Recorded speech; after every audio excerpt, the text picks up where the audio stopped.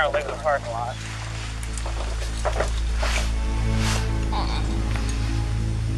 By the looks of it, Dad came here.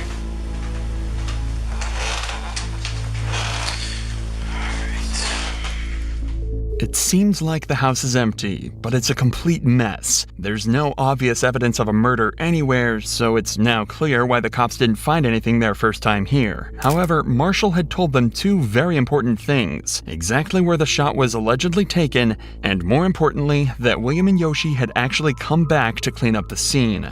That means that any signs of the murder could be extremely difficult to find, but not impossible. In fact, you've actually already seen some evidence that proves Marshall's story to be 100% true. Take another look at the marking on this wall, right below the crack. It's a little difficult to see, but that isn't graffiti. That's Samantha Guthrie's blood. Once the cops spotted this, it all fell into place. Multiple blood spatters that hadn't been cleaned up were found on the walls, as well as the bullet casings that looked similar to the bullets that the Smith & Wesson MP40 uses. Marshall was telling the truth. Danny and Tony were now wanted for murder, and they had 4 other witnesses they could use to track them down and convict them. And in fact, they wouldn't have to wait long, as police were soon called to a house where a girl claimed a couple had chased her with a gun.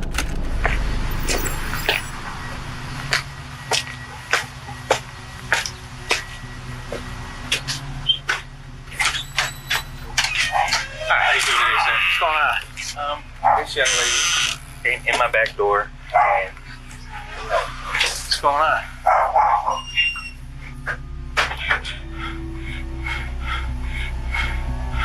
You want to step outside and talk? Who's they?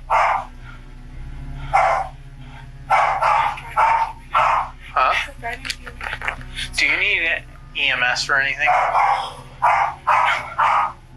This is Kimberly. One of the girls that Marshall mentioned was at the house the day Samantha was shot. The owners of this home called the cops after she begged them to let her inside as she was being chased, allegedly by some others that frequent the house on Lillian Street. The cops are desperate to know what could have possibly made her this distressed, so they bring her outside to their cruiser to talk. You're safe now, okay? Why don't you explain what's going on? So,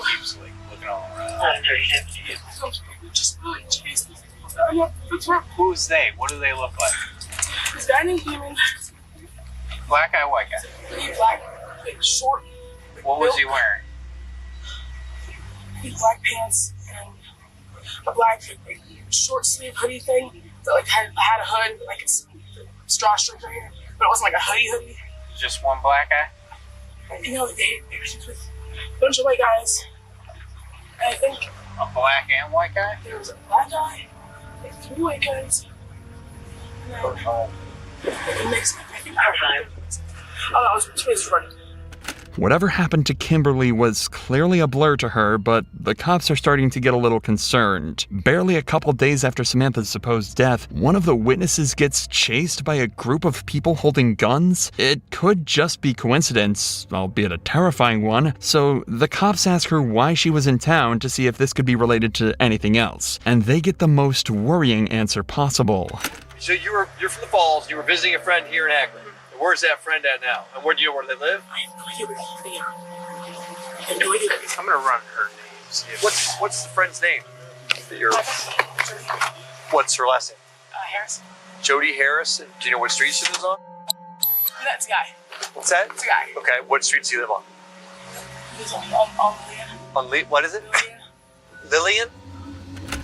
The only reason Kim was in town was to meet her friend Jody on Lillian Street, and she doesn't know anyone else from around here. That's when the cops come to a horrifying realization. They think Kim was just attacked because she was a witness to Samantha's supposed murder, and now they have a terrifying situation on their hands. If they don't track down the killers and all their accomplices quickly, they could be looking at a lot more than just one murder. This case had now become a top priority, and all local officers and detectives were on high alert for any leads that could help them find even just one of the suspects.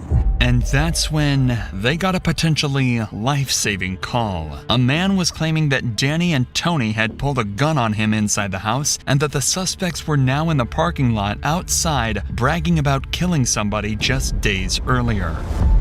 Cops immediately headed to the scene, thinking this might be their chance to catch the lead suspects behind Samantha's disappearance. Step out of the car! Step out of the car! Man, move over here. Step out of the car.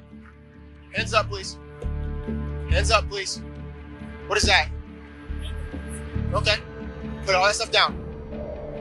Put it down. Why? Why are you doing this? Put it down. Hands on top of your head. Why are you doing this? Stay right there. Turn around. Turn around. Nope. Stay right there. I'm telling you for now, okay? I'll explain to you what's going on in a second. Do you have any sharp on you? No. Any weapons or anything? Don't reach for nothing. Do you have any weapons on you? Have a seat. Stand up for me.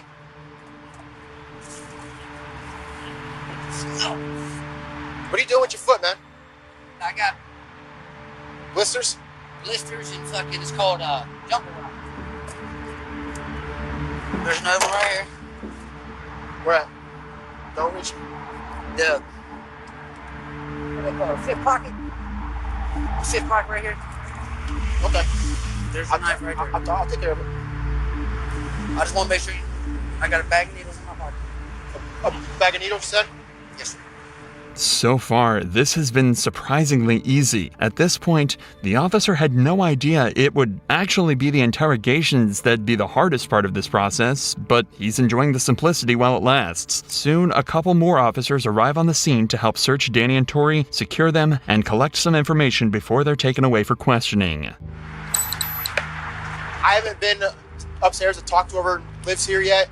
Okay. When I pulled up, he was in the driver's seat. She was digging in the trunk. As soon as she saw me, looked like she did something, and she closed it real fast. I just did a quick pat down to make sure they didn't have any guns on him. But if you guys could try to get a hold of him, figure out what the hell is going on here. You don't have anything on you that's going to poke me, prick me, anything like that, right? No weapons we need to be aware of? If you do, tell me now. I actually have my gun. I only had it because. Where is it at? I Is it loaded? It does not let me know. I only have it because I moved. Is it right here on the side? Yes. I don't want to set it off. It's not I don't want, I know, I just... I never used it before. I just, my mom made sure I took it with me for the calendar. I'm the one. She got a gun in her wall. I haven't found his yet. Where's your, you got a gun? I had 2 knives on me laying there. 2 knives. What's your name? Danny Cameron. Is it okay if I check your pockets here real quick? Yeah, we're not trying to give anyone a hard time. We got a call that people with guns and warrants and things like that. Warrants? We have to look at that a little bit of...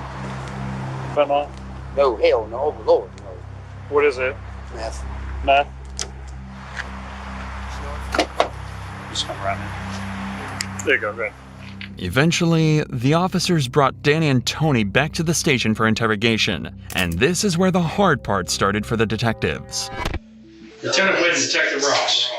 How you doing? So, they got you with a gun. Okay. You okay? I want my attorney. Okay. Can I read it to you then anyway? Yeah. For the record? You have the right to remain silent. You understand this, right? Here, it's important to note that Danny thinks he's been brought in just because of the gun incident. At this point, he is unaware that police have him and Tony as lead suspects for Samantha's disappearance. Detectives are doing this to potentially lead him into a fake story or timeline that they can prove wrong later. You've indicated that you want to talk to your lawyer? Correct. You want I don't know what it's about, but I still want my attorney. I know that. Okay. I do this. All right. I don't know what to do about your... I got 11 numbers. Give me my attorney. All right. Man, I don't know what we can do about your freezing, but maybe get you out of here as soon as we can. How's that? While you're here, can we cover, at least cover something? You can talk, right? I don't say nothing. You mind if we get a some swaps for me? Like I said, you can talk. I ain't gonna say nothing. All right. Look, I'm gonna tell you like this, man. I got 11 numbers, 23 years in the system. I ain't got nothing to say to y'all. Without my attorney present, nobody else sitting here, I ain't got nothing to say. Danny's been in this situation before, and he knows exactly what to do. At the very least, stall the detective's process for as long as possible. He's staying quiet and refusing to speak without an attorney present, as is his right. So the detectives have no other choice but to switch over to Tony and see if she will budge instead. Have a seat there, everyone.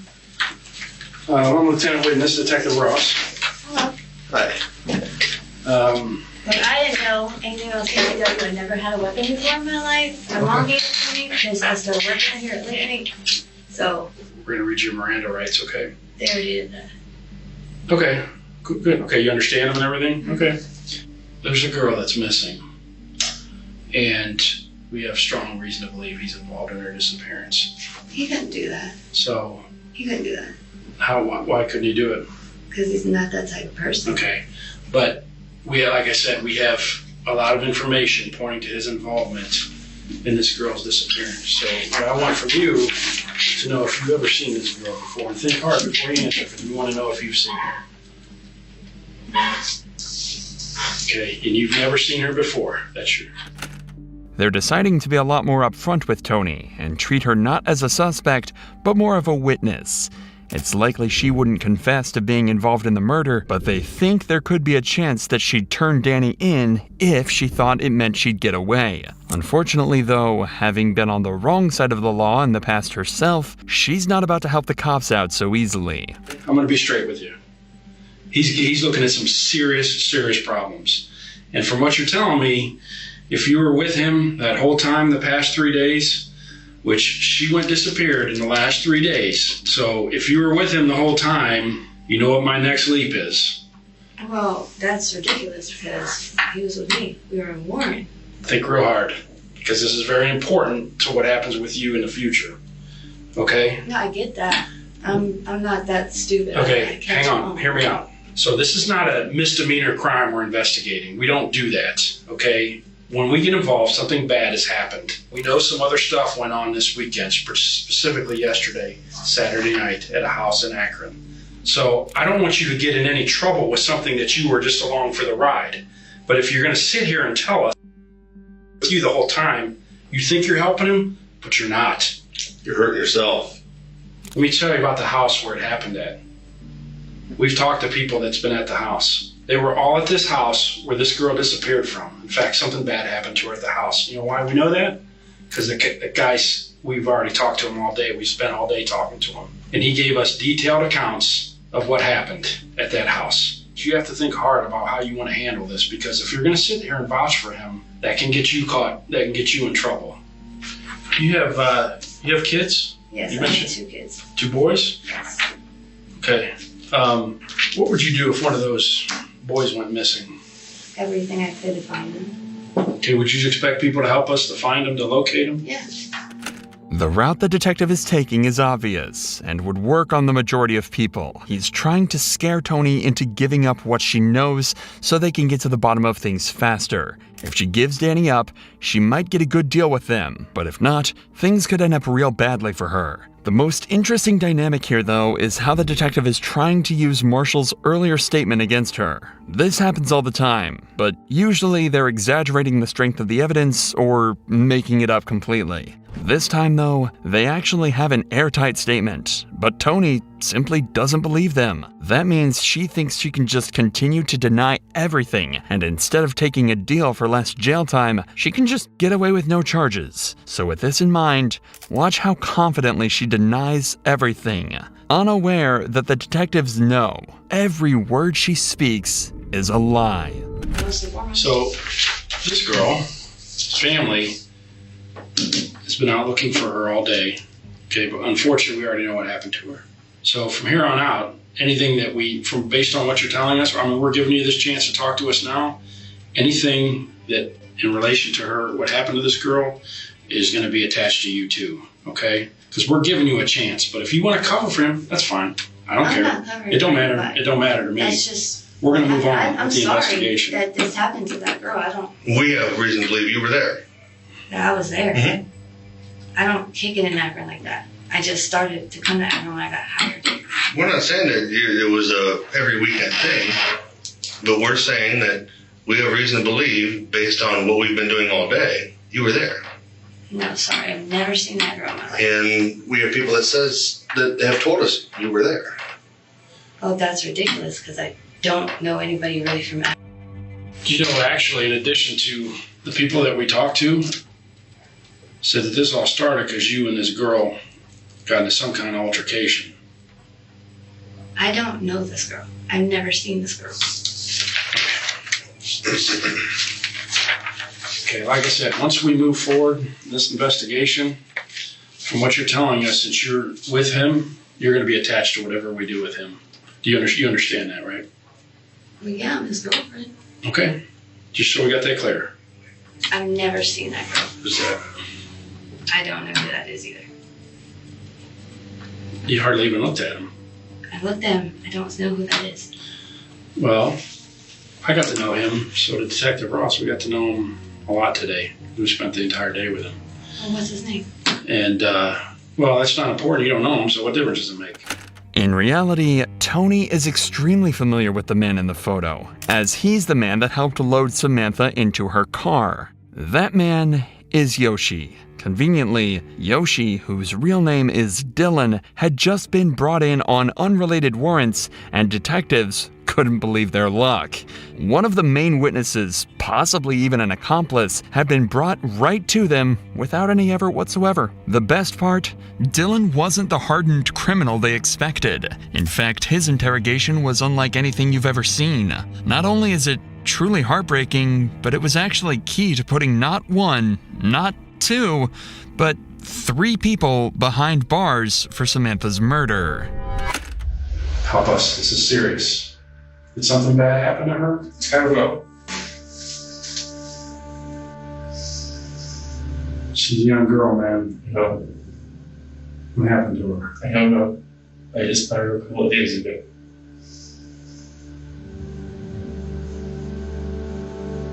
Help us. Help us. Do you see something bad?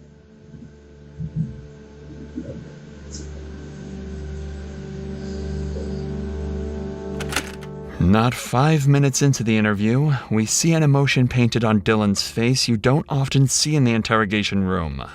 He's holding back tears, trying to hide his face, and is exhibiting a type of stress you rarely see in criminals. He's terrified and devastated at the same time. After all, he's just 19 years old. He shouldn't be caught up in all of this. The detective picks up on this immediately and wants to figure out precisely why Dylan feels so strongly about all this. They spend some time discussing simple details, with Dylan deflecting pretty much everything. But this whole time, the stress is building up in Dylan, and 15 minutes later, the detective notices that he's on the verge of completely breaking down, and he decides to exploit this perfectly. What did you see? I told you what I saw. No, I mean, there's more that you saw. We need your help. She deserved to get killed like this. Help us. What if this was your family member, your sister? Hey, there comes a time where in your life where you have to make a right decision, do the right thing. We need your help. She's actually dead. Okay. Is she? That's what I'm talking to you about. Did you see something that happened to her? If we talk about it, you're going to feel like the weight of the world is off your shoulders.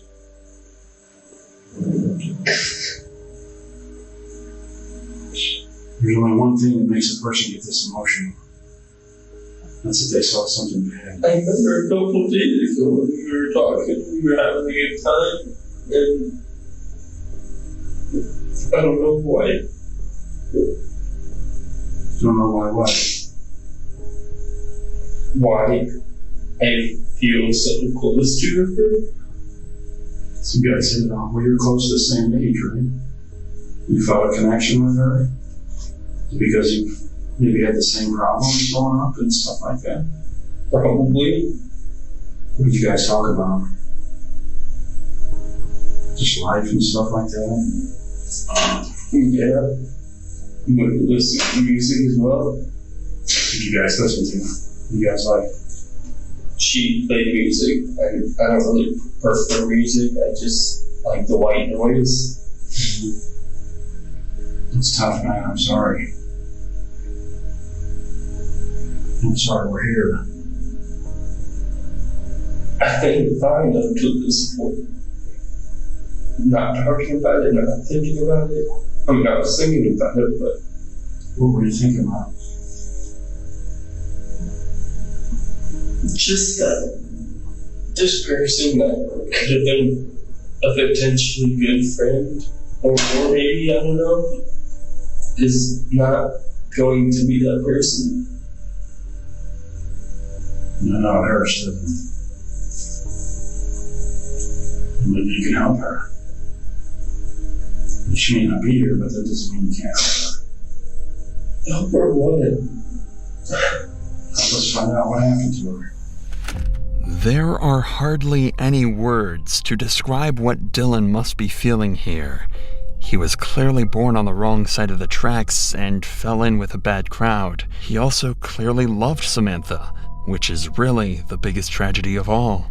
Over the dozens of interrogations with witnesses that were conducted, detectives realized that Samantha was murdered over a small disagreement with Danny and Tony. It was needless, senseless, and ruined countless lives, and Dylan is unwillingly right in the center of it all. The detective gives Dylan a moment to calm down and work through his emotions. Then he tells Dylan that he has one more chance to tell him what happened, bring peace to Samantha's family, and get to the bottom of this once and for all. I was on my way out. Sam came back in, and I guess his girl or someone came in with her. They were yelling at each other, arguing. We go towards the direction of downstairs. She turned around, came back, either slapped her or put something on her cheek or something. I don't know. And she went downstairs. While she was on the stairs, turning that corner to go down the rest of the stairs, he followed her and held the gun up, shot. I don't know where he hit her. He only grazed her. She fell on the ground at the bottom of the stairs. I had to carry her out to the trunk. Did he make you do that? Did he make you carry her out to the trunk? I wasn't not going to. You still had the gun out at that time? No. But I mean, that's not what had me do it. I mean, there's a body in the living room and blood everywhere now. So we got all the furniture, or I got all the furniture out of the living room, tore up the carpet, cleaned up the wooded floor underneath. Where's the carpet at? Gone. On where? Burned. How'd you get all the furniture out of there? I moved it. What did you do once it was outside? It wasn't outside, it's all in the kitchen. Still in there? Probably. Everything Dylan has said lines up perfectly with not just Marshall's statement, but the evidence too. Outside, the detectives found a fire pit where something had recently been burned. They surmised that this was a carpet with all of Samantha's blood on it. And inside, right at the bottom of the stairs we looked at earlier, a large area of carpet and drywall are missing right where Samantha was shot. However, that's where Dylan says his involvement ended, meaning he can't answer the single most important question that the detective still had. Where was Samantha's body? For that, they told the cops to turn to the fourth and final suspect that the cops had had since the very beginning. William, who Dylan said left in the car with Danny to hide Samantha's body. Our concern is obviously mostly for the family. I think, and I think you're probably feeling that way too a little bit. Whatever this girl's relationship with her mom and dad, she has a mom and dad, and they want to be able to bury the kid. We know she's dead. I know you're probably wiped out. I mean, we're wiped out, dude. We've been at this since 5 o'clock this morning, so we're wiped out too. we ain't eating. I know you probably haven't eaten either, but and I understand you're having some issues as far as where you guys actually were at. So we want you to try at least think about like where you guys with the body in the back of the car. I remember going back out and going up the hill, and unfortunately, just the way that I was laying down in the back. You were like actually physically laid down, or you yeah, were like just kind of relaxing? No, the like yeah, you were all the way out. They wanted me to lay low, like I was crunched up, I was down. I thought they wanted me to lay down in the back, and they wanted me to see where we're going, and I really thought that was it for me, really. William was happy to cooperate with the detectives, which made their jobs considerably easier. The only problem is that he didn't actually see where they drove. He was forced to lay down in the back of the car so nobody saw him in the car from the outside, so he might not be as helpful as the detectives initially thought. However, he was able to tell them that they didn't travel for very long and gave a description of the area where they finally hid the body. Was there like a lot of, was it a real rural area? Was Yeah, there a lot of it was getting more rural at that point. Yeah, I remember just a lot of, before we got to the place with the fenced off area where he pulled in, where he wanted to, I guess, take her body to, I just remember like a lot of taller trees. I remember seeing a lot of orange, a lot of, a lot of the fall colors, Sure. It's really popping out. Like it was just really, really bright because there was so many trees. So I knew we were getting more work. Then I popped up to get out of the car. Like I said, it was just like a 2-lane road, not really marked, just a 2-lane road. I didn't see any cars coming and going. It wasn't the most detailed description ever, but it turns out it was all they needed. A few days later, an officer mentioned they might know an area just outside of Akron that matched the description, so they sent out a patrol car to search the area, and sure enough, they found it. Samantha's body lying amongst the dirt, not even buried, just dumped out in the open. Immediately, they were able to identify it by the butterfly tattoo on her arm that her mother had mentioned all those days ago. Their search had finally come to an end, and her family could finally make peace. The only question now was what to do with the suspects. The detectives clearly named Danny as the murderer, with Tony having a large role in the murder too. However, despite how helpful William ended up being, the rest of his interview and other witness statements implied he had a lot more to do with the murder than he initially let on. So he was charged with abuse of a corpse and tampering with evidence, with a sentence of 10 years. And the court had to decide on the fate of Dylan, the 19-year-old. They decided that he shouldn't have been involved in this, and given a second chance, he might be able to get his life back on track. So he was charged with tampering and obstructing, but he was only given 5 years of probation. As for the killer couple, Tony was given 16 years for tampering with evidence and obstruction of justice, and Danny was charged with murder and abuse of a corpse, and given a life sentence